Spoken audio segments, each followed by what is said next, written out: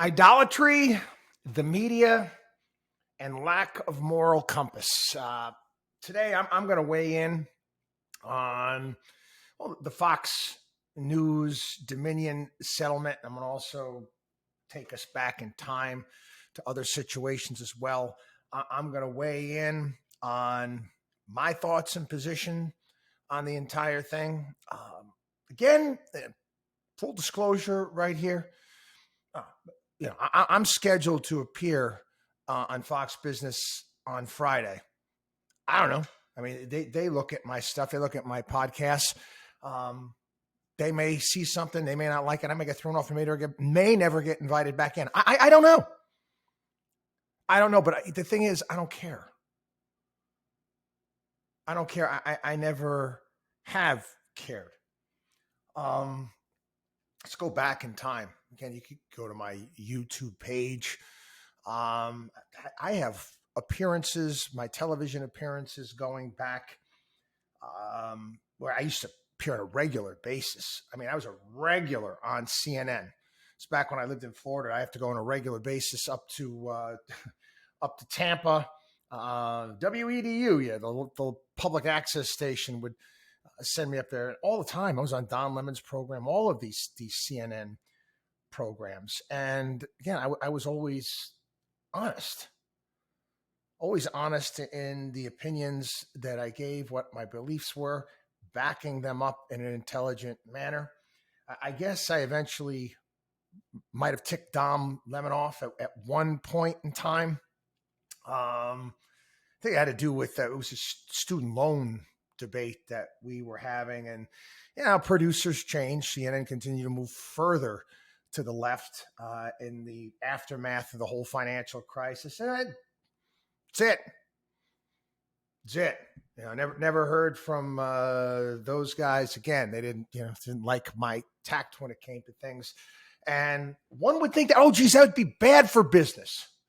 That's bad for Chris Markowski, the WatchDog on Wall Street radio show, the Markowski family, Markowski Investments, all of that in essence, free publicity that I got going on those programs is going away.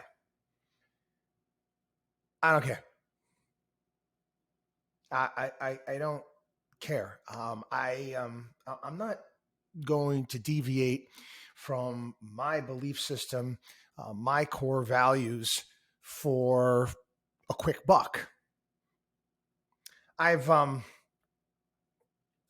explained this before. I'm an Adam Smith capitalist. I believe that business can be conducted. Two people can sit down at a table. Both can walk away happy from a situation. I'm not going to take a shortcut. I'm not going to deviate from my belief system for any short-term profit or benefit.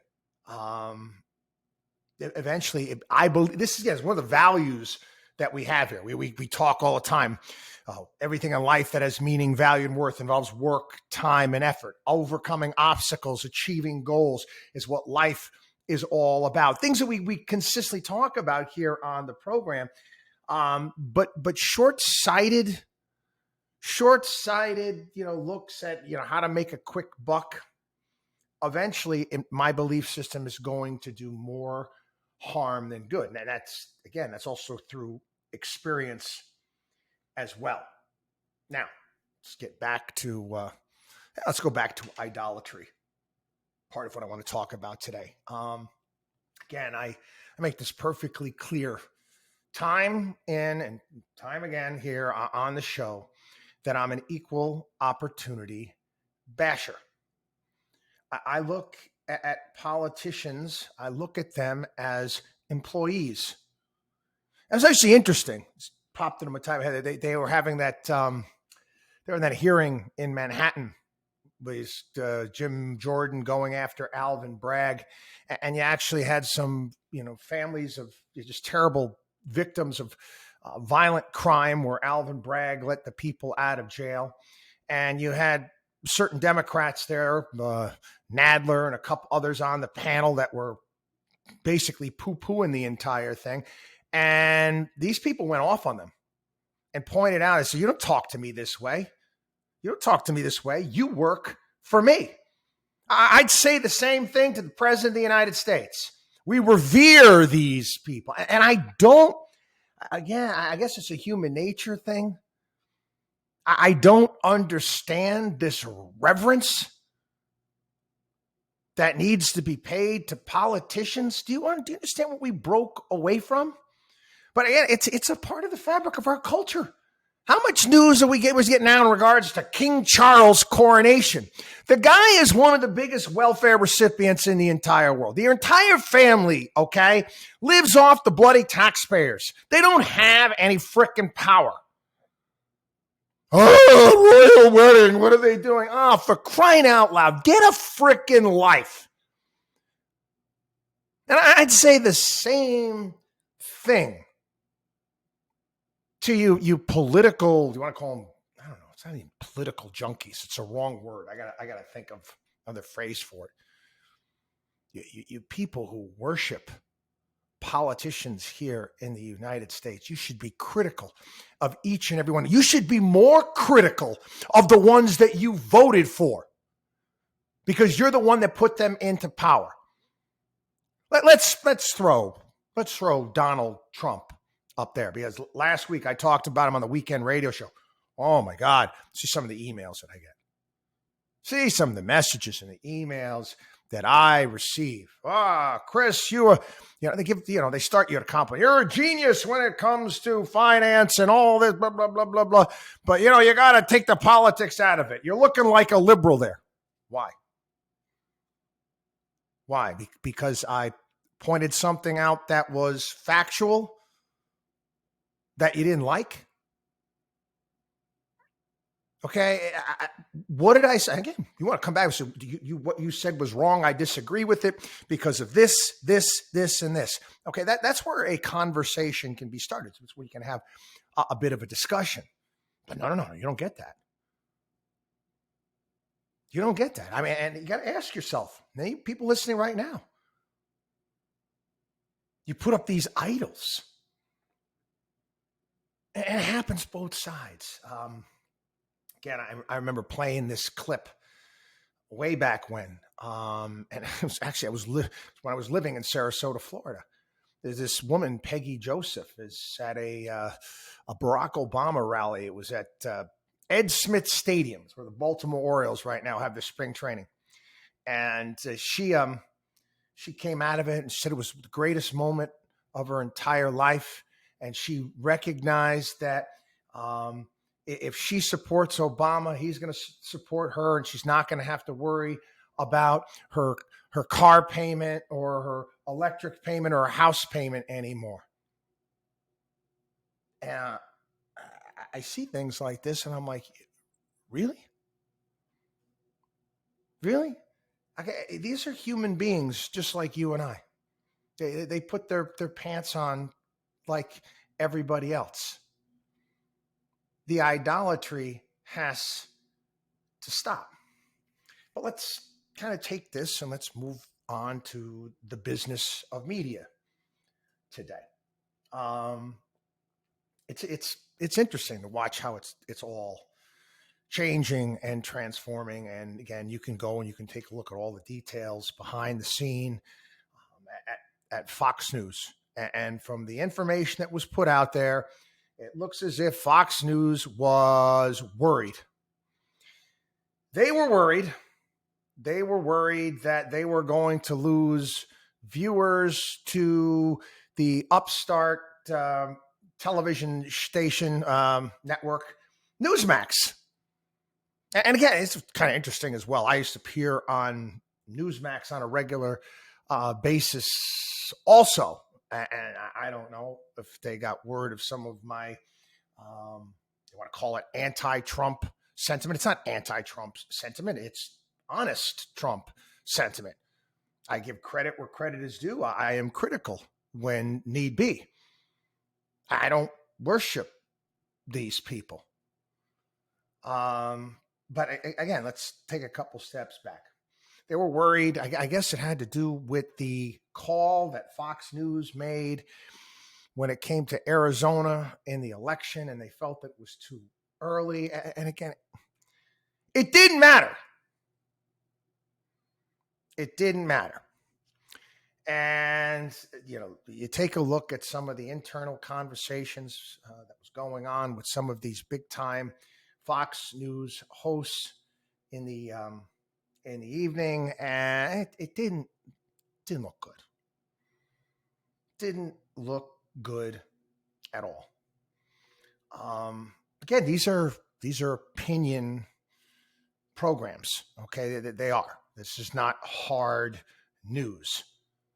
These are opinion-based programs in the same sense that you get the same crap on CNN, you get the same crap on MSNBC.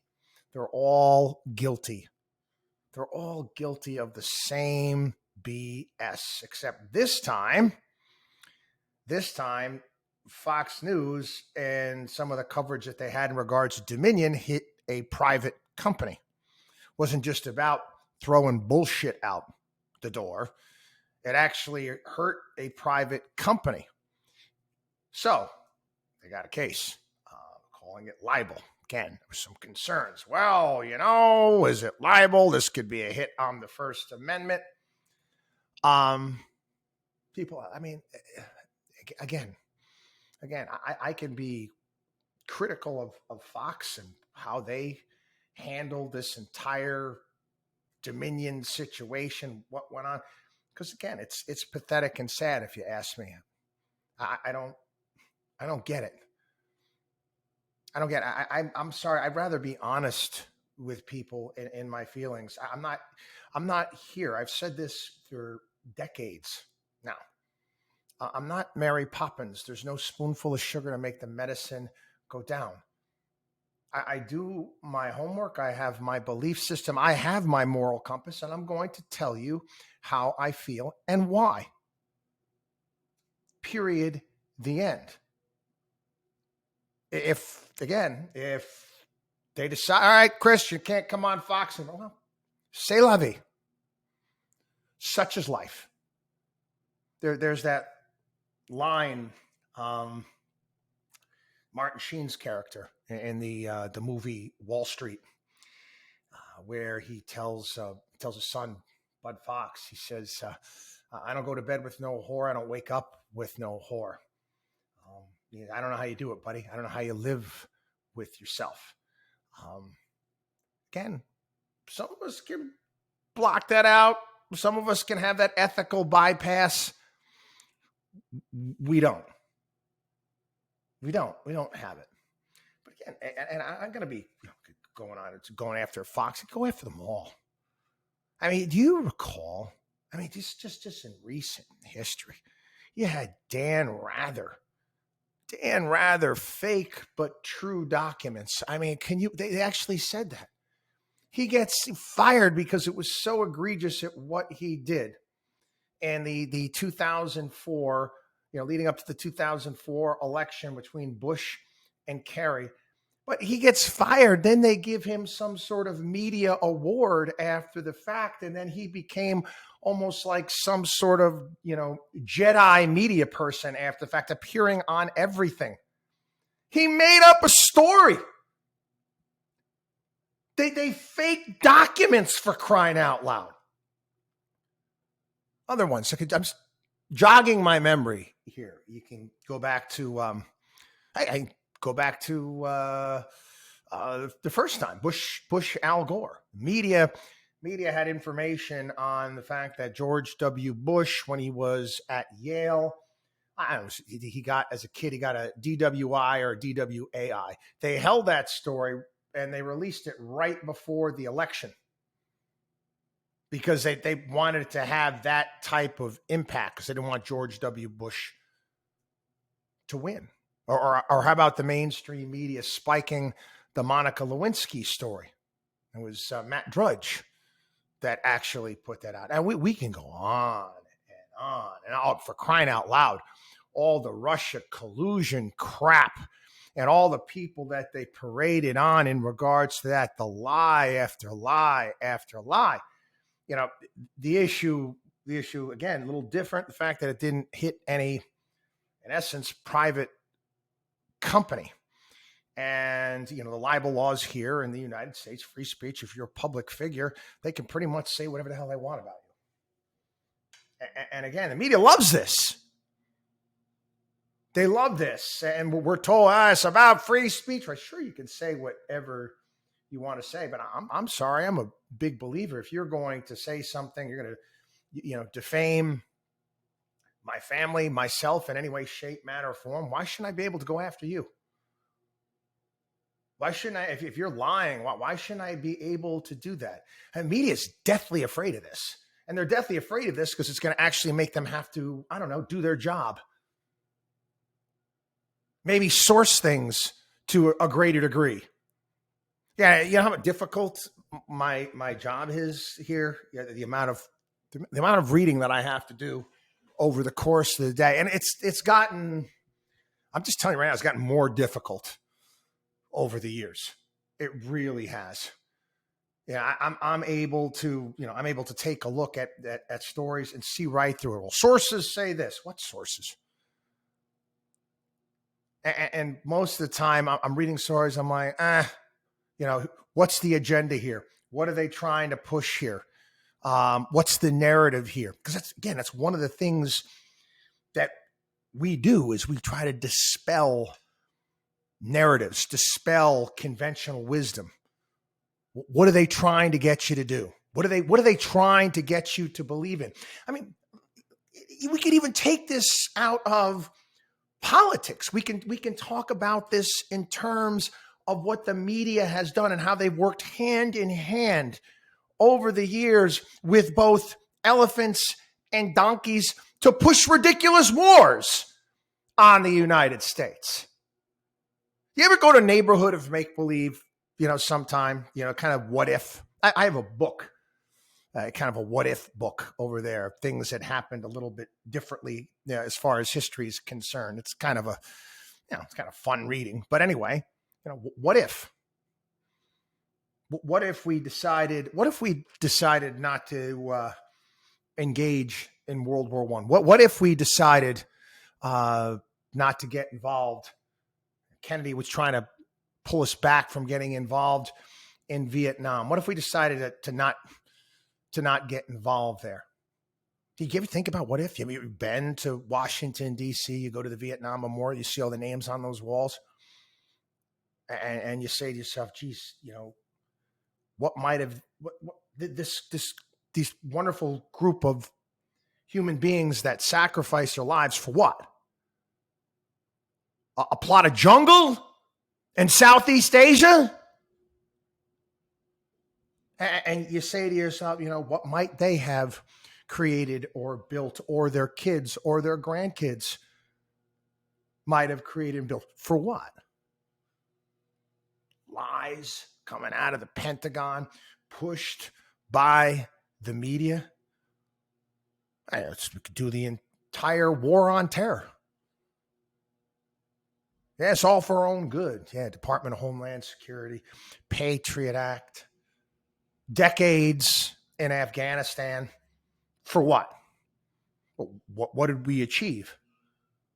What did we achieve? They actually had an editorial in the Wall Street Journal today. Some guy was pushing that the United States should be spending money to modernize Iraq, helping Iraq out at this point in time. Quite frankly, I got to believe, I'm sure, if Iraq would be thrilled if we wanted to hand them over money, but do you really think that they want us involved over there? Huh? Maybe private enterprise, maybe private business, but our government? Take a look at what we did. You never see that. You never see the news crews go to some of these spots where we were involved. Anybody see any news crews on the ground in Tripoli and going to Libya and going to some of these places, seeing what we've done there? And all of these things, media, Washington, D.C., working together. So again, it's both sides. I for the life of me, I cannot figure out why why, one of these networks hasn't said, you know what? We're going to call it like it is. We're going to go old school. We're going to, do MAGA. We're going to make try to make journalism great again. I'd love to watch a news program from time to time, and there's some good ones out there, but I love to watch a news program from time to time, or have a newspaper out there where from, the moment you pick up, you see the headline, you automatically know what the political affiliation is. And let me tell you something, it hasn't always been this bad. Again, going back in time, little side story. I proposed to my wife in Greece. Well, actually, we went there in the fall. I wanted to meet her family over there. I remember. I couldn't believe it. I got tickets on, remember Priceline? Is that even still around? I got tickets on Priceline. You put a number in, and then if you get that number, you have to buy the tickets. I got tickets, round trip tickets for like $250, $300. And this was 1990s Greece, and it's a lot different today than it was back then. And I remember being amazed. Different television stations there at the time that were basically affiliated with political parties. So you had like a communist station, you had this station, this news station. And I was saying to myself, this is messed up. This is messed up. This is terrible. I don't like this at all. Haven't, in essence, we done this? We managed to do the same thing here. I was talking about it this past weekend. I said, when I really stopped watching Sean Hannity's television program is when he got rid of Combs. God rest his soul. And again, he was a wonderful guy. Again, I disagreed with him. I used to go into to Fox there, and I used to have conversation. We wouldn't agree on many things, but we'd have intelligent conversations. At least there was a bit of a debate there, a little bit of back and forth. No. We gotta now tell everybody what they want to hear. Serve up the red meat. And again, to me, quite frankly, it's an opportunity. It's a business opportunity. You take a look at these companies. I'll use Fox as an example. Where's Fox make the majority of its money? Fox makes the majority of its money based upon cable outlets and providers out there paying them to carry their station. I mean, take a look at the advertisers on Fox and some of these other networks. Just take a look. Oh, they have advertisers. They do. But it's let's see. I mean, at Fox, you got the My Pillow guy. He's got to be the big dog there. And again, they're not done yet. I mean, Dominion's going after Mike Lindell. They're going after some of these other people. They're going after Giuliani and some of these other people that were heavily involved. They're not done yet. But man, if you manage to try to do things down the middle, not only could you sell subscriptions, but you could also sell advertising to a greater degree. And you remember, again, give me an example of this. Do you remember one of the most highly rated Fox programs for an extended period of time was Glenn Beck? And I've been on Glenn Beck's show. I've been on his radio show. I've called into his producers, ripping them a new one based upon some of the ridiculous guests that they had on the program that had no clue, that were spewing out absolute nonsense. Again, that's kind of the last I heard from Glenn Beck. They used to ask me to write for The Blaze all the time. But anyway, even though Glenn Beck had a highly rated, it was number one as time slot on Fox there in the afternoon, it was what is known as dead calories. What's dead calories? Dead calories or wasted calories, whatever you want to call it. They have great ratings, but can't sell ads. Advertisers want to touch that. I mean, you're gonna be Coca-Cola. You're gonna advertise on a Glenn Beck program where he's having Gerald Celente on next, telling everybody that the sky's gonna fall and the world is gonna end. No. Rather than having, one guy on to give his opinion, why don't you have another guy on? And again, that happened one time. I can't remember what show I was on, but I was on with Gerald Celente and we were arguing back and forth, and he's got his end of the world dire predictions. This has got to be about at least 15 years ago. And again, I'm like, you got to be kidding me, man. You're betting on the end of the world. That's going to only happen one time. It's only going to happen one time. And we'll find a way to correct things. Cooler heads hopefully will eventually prevail. And that's what you have to have hope. I've got children. I'm not going to, hope or put any bets on the end of the world. Again, as tough as we are on what's happening, tough as we are right now, we're talking about the media or lack thereof, or the crap job that they're doing. I want to believe that at some point in time, the pendulum is going to swing back.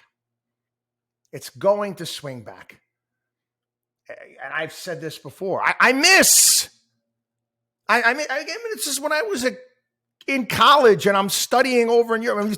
You go into the little, student hangout lounge area at our school in Florence, Italy, and they had the little box TV there, and they had, it was at CNN News. It was something that we could watch half an hour, get your news, and you were done.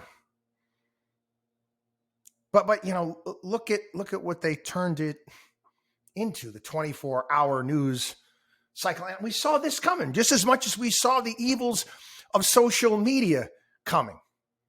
I mean, even Fox in its infancy, full disclosure, this is back in the day. My wife was doing advertising sales. She worked at Fox News. And I used to make fun back then. I'm saying, what is it with Greta Van Susteren and Aruba? I mean, it's a horrible story, this missing girl. But they turned it into a damn soap opera, for crying out loud. People go missing all the time. But again, they have to get a 24-hour news network. You got to fill time with stories. You got to make them bigger. I mean, CNN had, oh my God, Nancy Grace. I think she's on Fox now.